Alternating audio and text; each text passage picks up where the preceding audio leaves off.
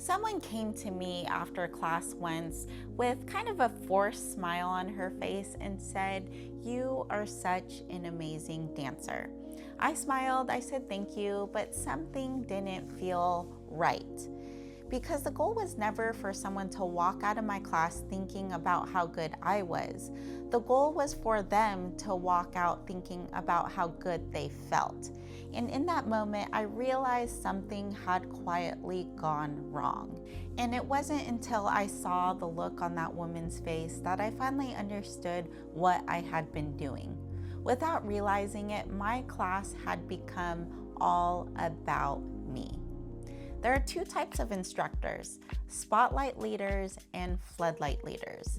The difference between them is the difference between a class people just enjoy and a class people can't stop coming back to. And at the end of this video, you'll know exactly what a Spotlight Leader does differently than a Floodlight Leader and how to make that shift starting in your very next class. Hey, I'm Michelle, the founder of HiiPOP Dance Fitness. I created this series for fitness instructors who want a class that doesn't just fill up, but stays full, where members come back week after week and bring their friends. But here's what I learned after years of doing this. The classes that do that, they're not just well choreographed. They're built on deep connection and belonging. And that's exactly what this series is about. If that's the class you're building, hit subscribe. Now let's get into it.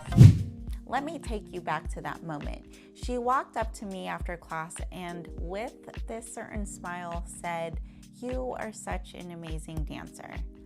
I smiled and I said thank you, but then I saw it. Behind that smile, there was this look, like defeat. Like she had already decided something. Like she had walked in hoping it was her place and walked out thinking it wasn't. And when I turned and looked at the front of the room, I understood why. There was basically a dance team up front. Every class, same girls, same spots, experienced, confident, owning it. And then everyone else just trying to keep up, just trying to belong. And I let that happen because I genuinely believe the best dancers should be up front. That's how it works. But that look on her face told me something different. It told me my class had a wall in it, and I helped build it. And I remember thinking, I didn't create this on purpose. I just never questioned it. I was so focused on leading a great class that I never stopped to ask who feels like they belong here and who has already decided they don't. And here's what most instructors believe, and I believed it too. If you're talented, energetic, and skilled, your class will naturally feel magnetic. But here's what nobody tells you. When the instructor is the most exciting thing in the room, people don't feel inspired.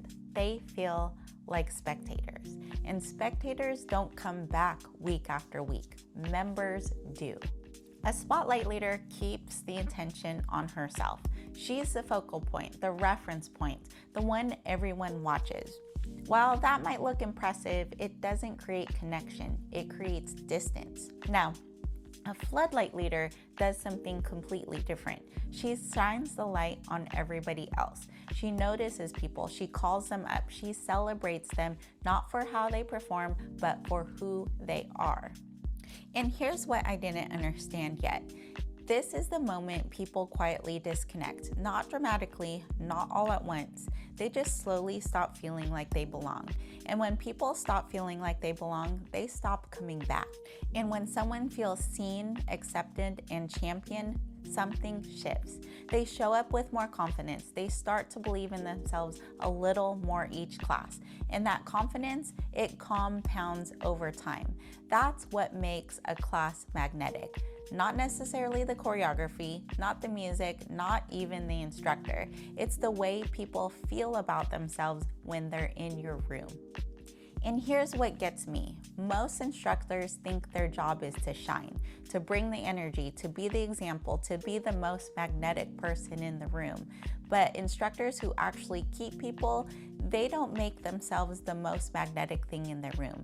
They make everyone feel magnetic. Your role isn't to perform at them, it's to bring something out of them. And there's a big difference between those two. Now, I want to be perfectly clear.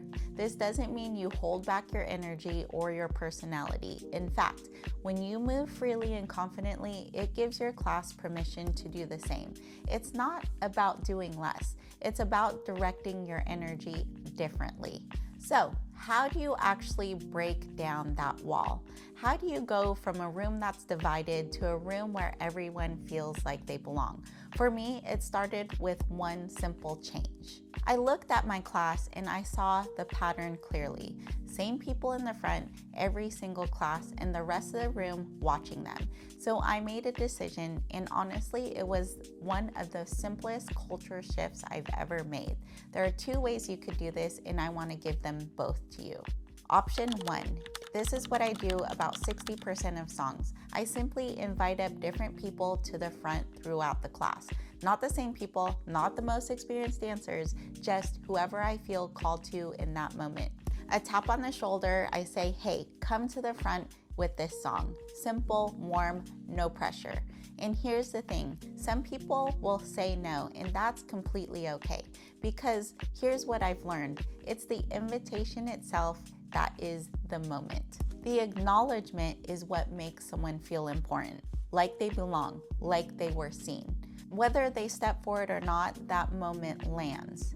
Option 2, if you feel like this is too big of a leap right now, just rotate rows. Front row moves to the back, second line moves up, everyone shifts during song transitions. It doesn't have to be methodical or rigid. The point is simply throughout the class, different people are experiencing the front. Different people are being seen. No big announcement, no awkward spotlight, just a natural shift that quietly says, nobody owns this space. This room belongs to everyone. And what happens when you do either of these, the energy in the room changes. People who had been hiding in the back for months suddenly up front, and they are crushing it. And suddenly, the dance team wall came down, and in its place, a room full of women who all felt like they belonged exactly where they were standing. And the most magical thing is to watch their confidence continue to grow. Now, if you have an established class, I want to give you one important piece of advice. Don't just show up one day and flip the room without a word. That's the fast way to create resistance. Instead, have a conversation first. Something simple, hey, I'm going to start mixing up the lines so more people get to experience different parts of the room. And then this is the move you do not want to miss. Go privately to your front row regulars, the ones who have owned that space, and say something like, this class really looks up to you. It would mean so much to them if they saw you encouraging this. Your support means everything. Because now they're not losing their spot. They're being given a leadership role, and that one reframe changes the whole dynamic. And you'll be amazed at what happens when the people who had the most to lose become the ones leading the charge. And that's the shift from a room that watches one person shine to a room where everybody gets to shine. When I think back to that woman, the one with the look of defeat on her face, I wish I could go back and tell her, this room is for you, because she deserved to feel that. Every person who walks into your class deserves to feel that too. Not like a spectator watching the talented ones, but like someone who belongs exactly where they are.